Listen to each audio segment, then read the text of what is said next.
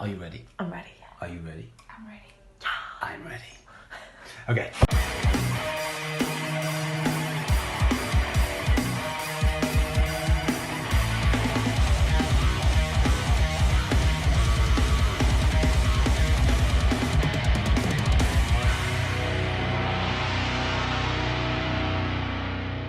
Hey monkeys, how you doing? Damian Keys here, and welcome to the hashtag Ask Damo show, where you ask questions, we answer them. Could be anything to do with social media, bands, music, musicians, business, where the babies come from, who knows? We'll have a go answer all of them. With me, as always, is Melissa. Hello. We have some questions. We do indeed. We do have some questions. Also, we have, for the first time ever, a letter. A handwritten letter. That's so nice. Focus. We're in. Okay. Shall we open the letter and see what we get? Yeah. How sweet. If we say it's sweet. Yeah, and then it's just like hate mail. Yeah. Jamie, please stop with this show. Please stop. Okay. It says 15th of November. Oh, sorry, I've obviously got this a bit late.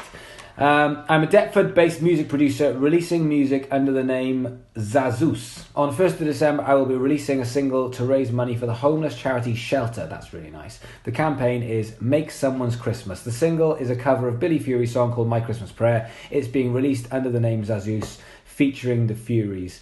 And the single will be made available for free download on iTunes, Spotify, and all digital platforms. The plan is to encourage people to download the single and make a donation of their choice via Just Giving. Oh, that's really nice. I wonder if you could please promote the charity campaign. Would you please write the Just Giving website on your whiteboard on the Ask Damo show? Yes, we will do that now. John Grayson, by the way, is this your new favourite, Sarah? Yep. Sarah's new favourite, John Grayson. Would you mind just writing under there, because your writing is probably better than mine. What am I writing? You write this here, justgiving.com/fundraising/make someone's Christmas. We'll put that on the show, and I will go and donate some money to that as soon as I finish this show. I have secured some radio play and will be gigging extensively.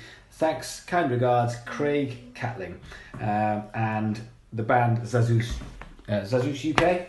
Yes, I will. That's fantastic. Thanks for that, and thanks for the letter. That must take some time. That's an amazing cause, and I absolutely will donate some money, and we'll put it on here. Anyone watching who wants to get involved and go and check that out, go and do them a favour. That's a really cool thing to do, and also well done for thinking of us for that. It's good promo. On top of that, we are coming down to the very last couple of t-shirts, and once these are gone, these are gone. But the Damo says, "Don't be a dick" t-shirt. We have in grey, black, or white. There are a couple left. If you want one, it's still hashtag, that's what you need to do, is hashtag 60minwin underneath this video or any video, and just put t-shirt next to it. Once these t-shirts have gone, they have gone, and then we're going to have to come up with something new. Good. Get on deck. How was your week? Oh, good. Though I am a little bit ill, I'll hide. Keep well away. Sorry if I start coughing up my lungs halfway through this. Right, other than that. Good, I had a gig. Week. How's your week been? Yeah, you did have a gig. I didn't get to come down. It's okay. No, you're a busy businessman. It was really good. We did an underground music event, which you came to. Yeah. That was really, really good. Yeah, how's the rest of that? It was amazing. Yeah. I learnt loads. I not just I learnt loads about other people's sort of perceptions of the music industry, but I just learnt loads from the consumption of what people need right now and what people are struggling with, because all of a sudden I was surrounded by 60 people, all with sort of slightly different questions, the stuff that we do, but most of them still come down to the same 2 or 3 principles that we're dealing with. So it was just very interesting. So after this, I'm off to do some more book writing with Siobhan. Book's going well. Nice. Had some interviews yesterday for some new members of staff. That was really exciting. And the social media company is... Oh, it's getting exciting. So yeah, it's very, very good. Anyway, let's ask some questions and talk music. Yeah. So, question number 1 is from B. Arnold via Facebook. And the question is, what are the best ideas for merchandise other than standard tees? Okay, so this is good, because this is a question I nicked off her because she's a friend of mine, and I saw it on her Facebook, and I've stolen it because I think it's a really, really good question. The best ideas for merchandise. And so I've seen this question several times when people ask and they're thinking, well, we need to do merchandise, what should we do? And everyone does t-shirts and everyone does CDs. is there something else that we can do? And the answer is, you better believe there is. So we're going to flip. We're going to Tarantino this shit. We're going to go to the end and we're going to come back again. We're going to think about the consumer. We're going to think about consumption. And we're going to think about something else, which is, and we're going in deep, social standing and social currency. Ooh. Okay, so you think about this, right? You're out with your mates. When you are wearing a t-shirt, when you have a piece of merch, that is social currency. Okay, so I'm going to give you an example. Okay, you're in a really cool rock band, and the coolest rock band, yeah. And so a really great bit of merch might be a Zippo lighter, okay, because we're thinking about our demographic. Okay, so this cool rock band's demographic is 18 to 30-year-old dudes. So a Zippo lighter works quite well. So what you've got there is, instead of having a crappy lighter, you've got this really cool Zippo lighter. And it's got the band thing on. All of a sudden, that's social currency, because you want to get that. You want to show people. You want to look at this really cool Zippo lighter I got. So social currency is part of the way that things become viral and the things people spread. So when you think about, if you think about the content that you consume and then talk about with your friends, the reason why you're talking about it is because it might bring you a level of cool. It might bring you a level of how smart you come across. But what you're doing there is you're showing yourself off in the social currency that you want to get across. Now you flip and reverse that into merchandise. And what people want, I always say, is what do people want from you? They want you, okay? But they also want, your demographic wants to actually to buy something which it fits in with the social standing to be a part of you and a part of your group. So the merchandise A has to tick that box. It has to say, I want to be a part of your crew because I like you and I like what you do. So that's the first thing. But also it has to be good, because there's too much crap out there that you're just going, stick the name on this because we can sell it, and it feels cheap and nasty. So that's the first thing. I think when you're looking at what you can do merchandise, you can do anything, but it's got to fit in with your demographics, age, and what they're into because of your music. It's got to allow them to fit into the social standing and use you as the social currency when people go, oh, wow, that's really cool. I really like that artist too. Where did you get that? Well, I actually got it when we went to see them on tour. They were selling them. Oh, that's really exciting. You're fitting into a cool club, as it were.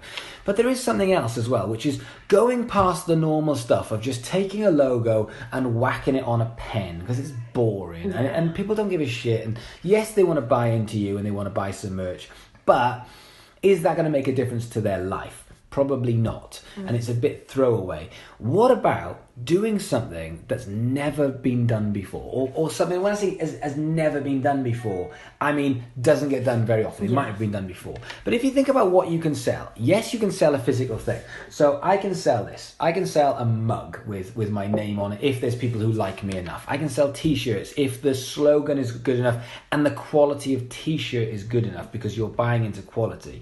I can also sell CDs. But past that, once we've got onto just general tits and tats that you can buy from a merch club, what about things like content? What about, imagine if you did this. Imagine if you did a piece of content which was amazing. You performing, and it could be professionally shot on a great video, and it could be a video of one of your songs. And then what you do is you put that, or you put a bunch of content onto a memory card or onto a memory stick that you can then sell, and you say, this content is not on YouTube. This content is not on anything. Or even imagine if it is a great well shot footage of the gig that you've done, and it's all edited up from one of the tour dates that you did, and it's again put onto a memory stick, and it's like, this isn't anywhere. This is just for people who want to buy it, and it's going to be the memory stick plus a couple of quid. And it might even be a message from you on it, filmed on it, just saying, guys, I really appreciate you coming down to the gig, and I know you were at the gig because this is the only place that you can buy this memory stick, so buying this has really meant a lot to me. Thank you so much. You're giving someone value. You're doing something different. And what you're doing is, more importantly, is you're giving people what they want. You. So when I come down to your gig, I'm there because I want to watch you. If I'm going to buy something, I want something that's going to remind me of the feeling that I had when I was at your gig, but I'm also the social currency of being a part of your crew because I think your band's so cool. Then, if I'm going to buy something that's going to actually make a difference and be valuable to my life, what? You. So all of these things can be wrapped up. It doesn't just have to be something that you will use, whack a logo on it. It doesn't need to be that. It can be more personal. Imagine this, okay? What about this? Imagine if, could be a CD, and it could be, imagine if you did a playlist of 20 songs on a CD of you doing covers, or it could be originals, or whatever you wanted to do. You have to worry about copyright. But you did something where instead of just putting out the album, you did something which was close to your heart. Imagine, what about pictures? What if you had someone in the band that was great with art, and they didn't just manufacture shit. They actually drew 10 pictures. And they said, there's only 10 of these, and we're going to put them on our merch stand. What we're doing here is we're allowing people to come closer to you. Are they more likely to buy it? Absolutely. Am I going to go and buy a Foo Fighters t-shirt at a gig? Possibly. Am I going to go out and buy a hand-drawn picture by Dave Grohl where there's only 20 of them at one of his gigs? I'd love that. That'd be amazing. So it's starting to think less about merch where we can just buy stuff and brand it, and we're starting to think about how can we really bring value to our audience, and doing that thing as well where, like I did with the t-shirt, there's only a few left. So once they're gone, because then people want them more. If you just go, no, you can just carry on buying them into the rest of your life, they'll always be there, then it's not as exciting. When you say there's only 20 of these, once they're gone, and they're all hand designed, they're hand printed, that's all there is. Once they're gone, they've left. That makes them attractive. So I think the power of sold out. Absolutely, the power of sold out. So what we're doing here is, and this is work and this is personal, but this isn't just making money. And I always say this: if you think this is the best time for you to, or the best way of you making money right now is through your music, you're wrong. But if you can make music and build a brand, there are amazing new ways that you can now finance what you do by monetizing things outside of the music. You can attach the brand onto other stuff, and that's why it's coming up to Christmas, and there's a bunch of YouTubers, and they won't watch me so they won't give a shit, but there's a bunch of YouTubes who just rip off their audience. They don't look after their audience. My kid yesterday was like, oh, there's a YouTuber that we really like watching together. He's like, oh, there's a book out. I would really, really love it if that could be a Christmas present. And I was like, yeah, of course. And then he said, it's 50 quid.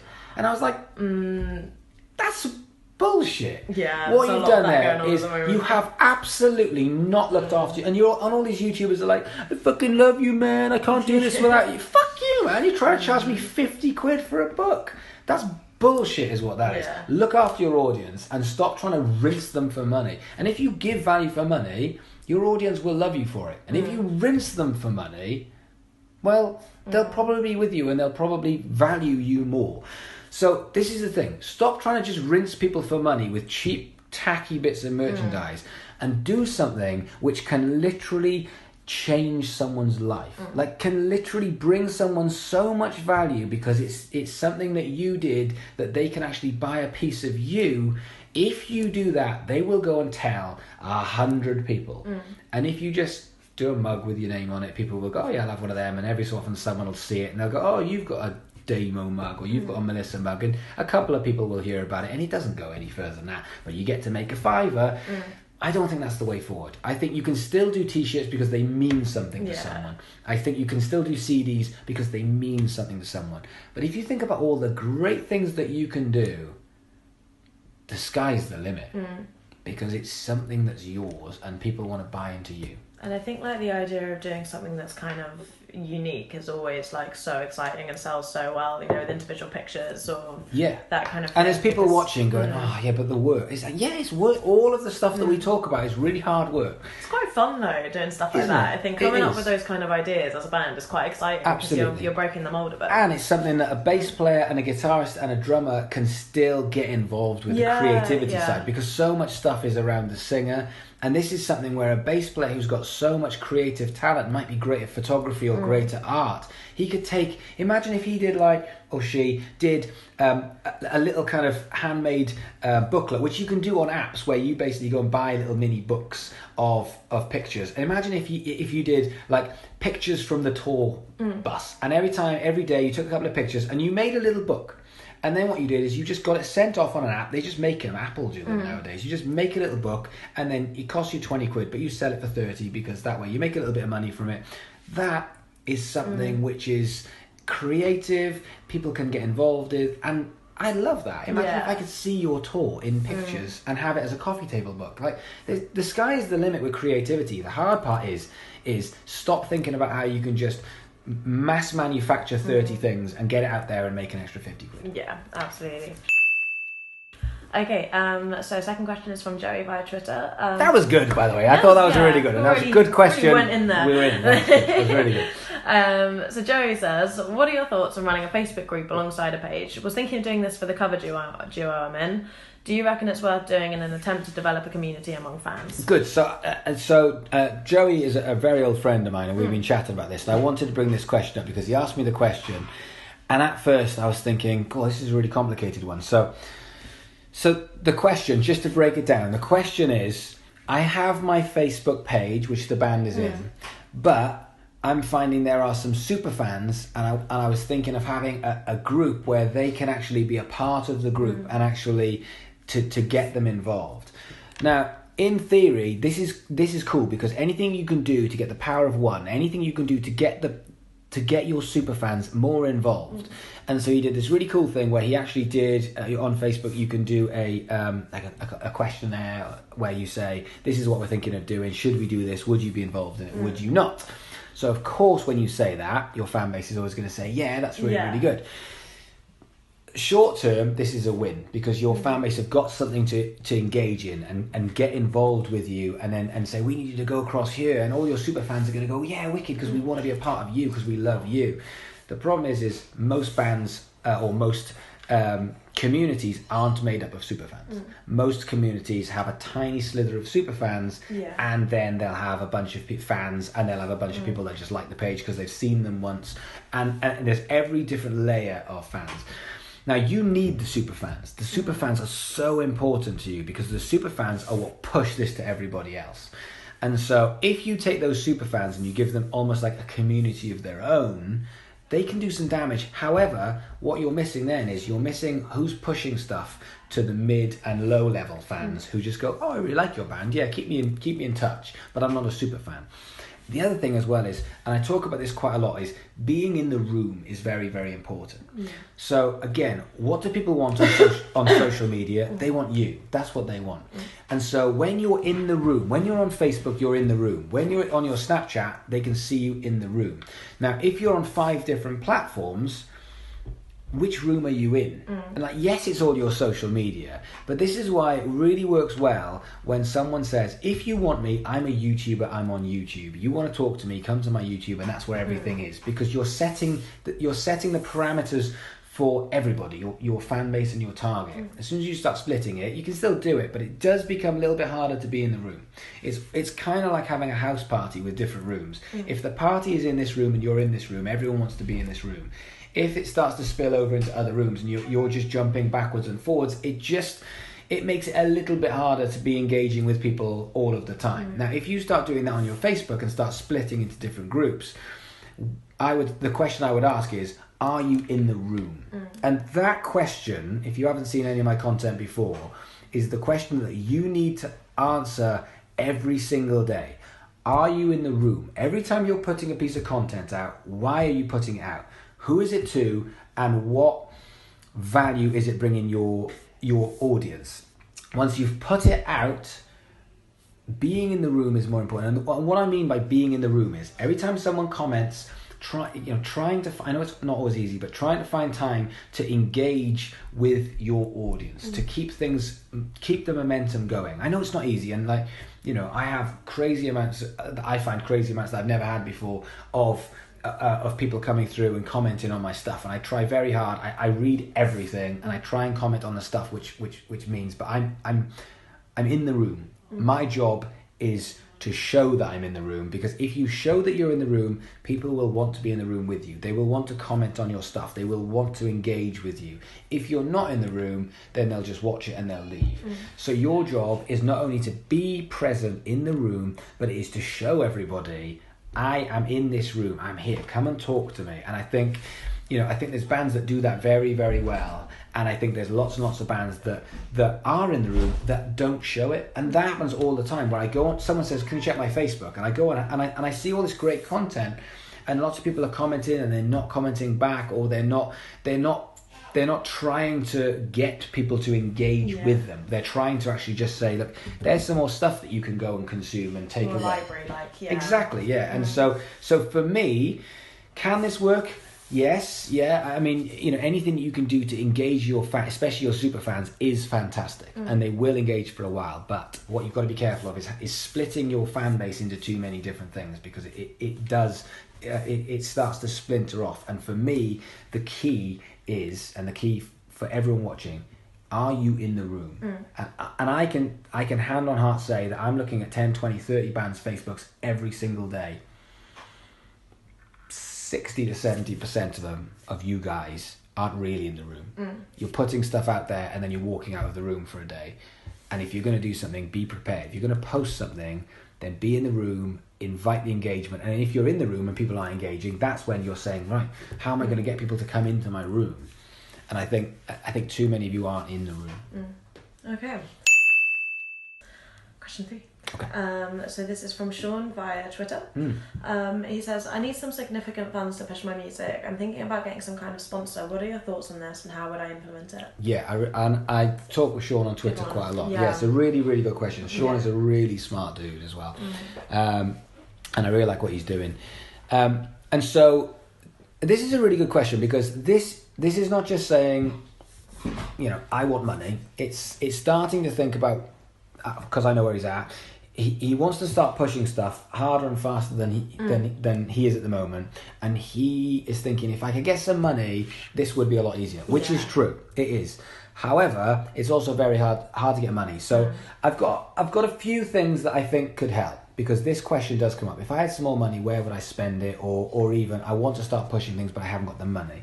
So a couple of things. Number one, we have to start thinking of the music industry, or you being in music, as not just a creative thing, although we'll come back to that in a minute. This is still business. So if you look at a record label, the reason why they invest money into artists is very simple. It's not just because they love the music, although they will all tell you that they love your music. It's because they want to make the money back. Otherwise, they're just going to support you till the cows come home, but they're not going to put money into it. You put money into something because you want to try and get a return out of it. Unless it's a very small bedroom-run record label that just loves music. But that's different. We're talking about record labels that are putting money into bands because they want to get more money out of it. So it's a business. And I know when I say that to people, I hear this kind of like... So if this was a business and we were selling Damian's iPhones or Damian's mugs, what would we do to get money from the bank? We'd have a business plan. We would show people exactly how this product's going to work and how we're going to get money back. Because there are people in the world that have money that like to invest in music, because music is a really awesome, cool, fun, exciting thing to do. So you'd have a business plan. This is what I'm going to do. This is where the money's going to come back again. And so therefore, if I have this much money, I can turn it into something bigger. You can get a return on your investment. You can feel like you're doing something awesome. And then that can grow. So that's the first thing. A business plan, because there will be someone that has some excess money and is probably wanting to help you. But it doesn't want to just throw money at it, so would like a return. So your job is then to prove to them that this is a viable thing. So firstly, a business plan. If you guys have never done a business plan, then I would just get on Google and just literally put template business plan and start looking through some template business plans, and it just asks you questions. What's your marketing strategy? How much is this going to cost? What are your outgoings, etc., etc. And you can just see it and go, is this going to work? Is it not going to work? Who's my competition? How did they do it? That's your first bit. Yeah. Then after your business plan, then you've got things like crowdfunders or Kickstarters. And I want to talk about this, and I think if we split this video down, I think we should have it as Kickstarter, because I get a lot of questions about Kickstarter, and I don't think people understand what a Kickstarter is. I think people will go into a Kickstarter saying, well, I've got this great idea, so someone else can fund it. You missed a massive chunk here, which is trust. Just the same, exactly the same as a label. Except if a label's passing up, you might have an audience or a fan base bless you, that might want to get involved. Okay, and what you're doing here is you're paying forward. You are saying to people, instead of saying you get your money back, you're saying you get to be involved in the process and the project, and therefore you're almost like a producer in the way that you get to make this happen. But then because you're making it happen, you get rewards. And it might be that your name is on the CD or your picture's on the CD. It might be that you get to go to the studio for a day. There's like tricks that you can put into your crowdfunder, your Kickstarter, to be able to make that happen. But where it's called Kickstarter, there's a guy called Seth Godin, a lot of you guys will know of him, and he's got this great thing which he says, I don't know why it's called Kickstarter. It should be called Kick Finisher, because it's the last process. So, for example, right now, if I wanted to fund a music industry book through you guys, and I needed to raise £10,000, £5,000 to £10,000, could I do that? I think I could. Why? It's not because I've got a great idea for a book. It's because I've put in the time and effort and proof into making people believe in me. And so if I say, look, this is going to bring you guys value, this book is really going to help you, but I'm going to need your help in order to make the book, then a lot of people would say, yeah, okay, no problem. I'll put in 20 quid or 30 quid and I'll pre-order it and I'll start to get money back. If I did this 18 months ago, would it have worked? No, because everyone would go, well, how do I know you're the music industry guy? Yeah. How do I know you know what you're talking about? I haven't put any momentum in. There's no proof. But Kickstarter is a brilliant way. And there's other things. There's Kickstarter. There's British. What's the British one? There's crowdfunders. There's all of them. Yeah. So there's GoFundMe as well. GoFundMe. Yeah. There's lots of these sorts of things. But it all still revolves around building this momentum of doing something that people believe in you and just go, wow, that's fantastic. And you can do it with an idea. If someone said, look, I have got all the maths worked out and I figured out that we never need to use petrol ever again, we can do it on water, then someone says, wow, that could be amazing, and the idea may float itself. But for music, unless you've already got a track history, it's very, very difficult to just say, this is my idea, make it work. So that's the other thing. And then after the crowdfunder and Kickstarter, then you have got certain websites, I mean there's a bunch of them, where you've got Patreon and those sorts of things, where what you can say is, look, I just want you to fund what I do as I do it. And it's kind of saying, if you like what I do and you want to support my journey, then for every video that I make, you can donate some money. Yeah. Which I have a few people that I sort of sponsor via Patreon. And every time they do something, I think, it might be £2 or a fiver that I just put in, because I really love what they do and I really believe in them. And so every time they make a piece of content, they get a couple of quid from me and a bunch of other people, and that starts to help them. But make no bones about it, it's very difficult to make a lot of money doing that. And it still comes back to the same thing, which is you still have to build the proof before you get the money. And so, but the best bit is, if you want to build the proof, when it comes to being a band, when it comes to being a musician, it's free. Yeah. It's free. It still comes down to social media. Absolutely. That music industry event that we did at the weekend, I wasn't going to post anything, but then I thought, why not? I'll post it, see if I can, I want to choose a couple more people. I had a few spaces to come on. Bruce did the same thing on his social media. Bruce had 300 people asked to come, and I had over 350 people.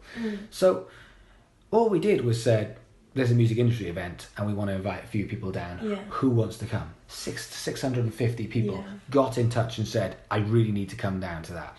They didn't want to come down to that because it's a music industry event. Because I can promise you there's another 10 going off in different cities with 2 people there. They wanted to come down because there's track history, because there's belief. They know it's going to be good. They know it's going to be networking with really, really influential, good people who know their shit.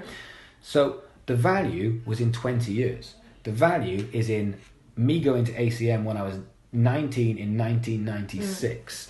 The value is in then 5 years later setting up BIM. The value was in setting up a management company where I deal with musicians every day. The value was in me doing this social media for 18 months and working with musicians every day. Then, times by Bruce's experience, which having a #1 album with his band, touring the world, being on private jets with Bon Jovi and Aerosmith and Brian Adams, you put all that together, that is the bit. Yeah.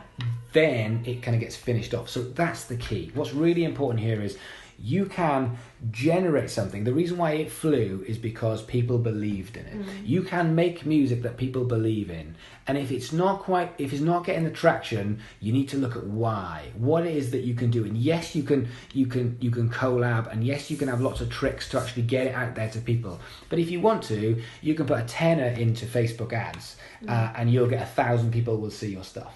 But unless those 1,000 people are shitting their pants and going fucking hell, if I sent a message to 1,000 people saying in Brighton, saying, I don't know, give me a band, Muse are in town and they're in my office. Out of the 1,000 people, who wants to come down? Out of the 1,000 people, 900 people would be here. Because there is the value. Yeah. If you just said, here's my band to 1,000 people, 5 people might go, that's quite good, and 995 people aren't seeing the value in it. So your job is those are a couple of ways that you can make money in it, but you are going to need to put the proof in, and you're going to need a business plan. Kickstarter or GoFundMe, those things are quite good. Patreon is another thing, but again, it all still comes to this belief.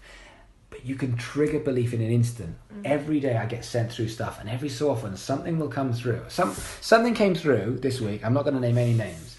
Something came through this week as a band. It just came through, and I just listened to it, and I went back to them and I said, this is good. This is really, really good. And they were like, I know, but I need to get it in the studio. I haven't got any money. We're struggling, blah, blah, blah. And I was like, I'll put you in the studio.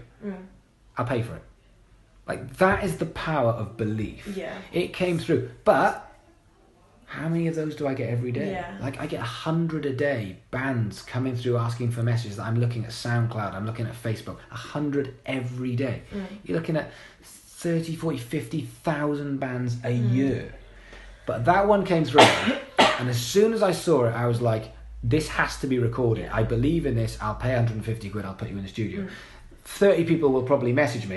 Bless you. 30 people will probably message me going, put me in the studio. And I'm like, no, but I'd love to, but I don't believe in the music the same as the way I believed in that. That's the power of music. That's the power of doing something instantly that people will just say, fine, I want to be a part of this. So it's building up trust, essentially. It is, and then value. Yeah, for sure. Okay, final question. Okay. From Trish via Instagram. What are your thoughts on linking platforms together? So automatically posting to Facebook when you upload to Instagram and that kind of thing. Yeah, which is the big one, isn't it? Facebook and Instagram being the same company, you can link your Facebook and your Instagram. Now, Facebook and Instagram are owned by the same company. YouTube and Facebook don't like each other, so. There are definite yeses and definite nos. Yeah. So one thing I do is I use when I upload to YouTube, I have my YouTube and my Twitter linked together because Twitter is such a throwaway few seconds worth of content a lot of the time that when I put something on YouTube, it just sends an automatic link out on Twitter, so then I don't have to think about that. Completely acceptable. Should you put your Instagram and your Twitter together? I used to do that, again, and looking back, it's pure laziness, but I wasn't getting the engagement that I did from actually posting a picture to Twitter and actually valuing the people on Twitter rather than just saying, oh, by the way, go and check out my Instagram because that's more important. So I think there is, I'm also aware that when I'm talking to people have lives. Yeah. So, a lot of the time I'm like, you got to work harder, you got to put more hours in. And a lot of people come back and go, fucking hell, dude, I'm trying, but I have a life, or I have a family, or it's just not as simple as that. I just don't have 12 hours in a day. And I do understand. And I'm not trying to be all Gary Vaynerchuk and go, fucking just sleep for 3 hours. Yeah. I get it. We have lives, and You know, he's not human. No, I met someone the other day, and it was really interesting talking about Gary Vaynerchuk, because he just said, look, Gary Vaynerchuk is amazing, and he's a very inspirational person, and he does what he does, and he's very successful. But he says there's a lot of people who are a lot more successful who work in a much more chilled way. Yeah. So Gary's got one way of doing it, and there's a lot of other people who aren't able or don't want to work like that, who make just as much, if not more money. Yeah. So it's not the only way of this idea that it's like, if you don't work your tits off, then you're fucked. That's not always the case. Yeah. But I understand that we've got busy lives and it's not that easy, and some people just don't have that skill set to be able to go onto different platforms. But I would be wary of it, because I think it does devalue the audience, and if it happens, that's when it's unacceptable. So if you're saying, I don't really value you, so you've chosen to follow me on Facebook, and all I'm going to use Facebook for is every time I do an Instagram, because I love Instagram, I'm just going to whack it straight across to Instagram. I think if I was following someone on Facebook, I would feel like I wasn't important. And my choice to follow someone on Facebook or my choice to follow someone on Instagram is purely because I love that platform. You know, with bands, we're talking about being a marketer. We're talking about how you can get your stuff out, how you can distribute it. Whereas most people haven't got that. They just... they go, I'm not marketing anything. I work, I do my job, and I like music, and I like following you on Facebook, or I like following you on Instagram. So I wouldn't want to devalue what they bring to the party, because some people love Instagram, some people love Facebook, some people love Snapchat. So I wouldn't want to say, like, I can't be bothered to post everything on everything. So if you're not prepared to come to Instagram, then I'll just whack that across on Facebook. So I would be a little bit careful. So I would weigh up time. I would weigh up your audience. For me, I personally, I don't know why, the one that annoys me the most is when people post their Instagrams to their Facebook. Yeah. I just don't. I don't see it, because I think Facebook is the master of content, whereas YouTube's a very specific thing, Instagram's a very specific thing. Facebook, you can do what you want. Yeah. You can do the Twitter side to it, you can do the Instagram side to it, you can do the YouTube side to it. It's all encompassing. So for me, that doesn't work. I think linking stuff to Twitter is probably more acceptable for me. So I think you've got to be careful. But for me, the answer to this question is very purely, again, just like all the other questions, the value of the consumer. Flip it around and look at it from your point of view when you're consuming content. Do you want to see a great picture pop up on your Facebook, or do you want to have Instagram all over it? Don't really. When I want to see a video, sometimes I will post a video, which I might even do today, post a video from YouTube, and I'm posting the link on Facebook every so often. And the reason for that is because the only time I do that is because I'm saying, this is a YouTube thing. I don't want you to miss out on it, so I want you to see it, but I want you to have to go to YouTube. If you don't want to go there, that's totally fine. But I wouldn't do that as a rule of thumb. So, and again, if I want someone to get across to my Instagram because there's something very, very important on there, then I would then use that on my Facebook and say, look, this is on my Instagram. You need to go and check this out. But other than those sort of examples, I wouldn't have as a rule of thumb. For me, I value my audience, and I know, because I've been told this, I know there's people who follow me on Snapchat and nothing else. Because they just go, I can't be asked with the 30-minute videos you do. It doesn't bother me. But on Snapchat, the stuff that you do is just a bit more funny and is a bit more you, and I just enjoy it. So sometimes I might go and check in with some of your YouTube stuff, but I follow you on Snapchat. So I wouldn't want to just devalue that and go, well, you're an idiot because all my good content's everywhere else. You know, everyone's allowed to follow me on the things that I put out. It's my choice to put them out. It's my choice to say I'm on Facebook, YouTube, Snapchat, and Instagram. So I have to look after them and not devalue them. So be careful. So maybe just like using it sporadically is okay, but just not. I would say using so. It as a constant. And everything is all about the end consumer. That's what this is about, because you are marketers pushing stuff out, but you are also consumers. So yes, you're in a band and you're saying, I need you to watch this, I need you to watch this, but then you're a consumer. You buy Apple Mac, or you might buy a certain type of guitar, you know, and you might total fangirl over a certain type of guitar pedal or something. So you're still a consumer of things, and you want to treat people the way that you want to be treated. You know, it's really funny that when people go, fuck, ads just drive me up the wall. I hate ads. And then on their stuff, they're just constantly advertising. It's like, treat people the way you want to be treated. If you don't want to see ads, then don't show ads. Okay. So just being in the mind of the consumer. Yes, at all times. Bring people value. And that's it. Yeah, that Good. is... Right, I'm going to go and write some book. Things that I need this week. I need you to send me some more stuff. I want t-shirts. I want CDs. It's coming up to Christmas. This is the time you should be using me. Season of giving. You should be using me as an influencer to basically show stuff, so then you can spread the word. That's one thing that we can do here.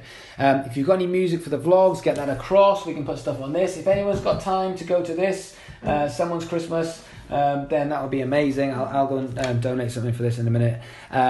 Questions, we need more. Hashtag AskDamo, Twitter, anything really. Come and say hello. And the biggie is if you would subscribe to my YouTube, because that's the thing that brings me the most amount of joy in my life.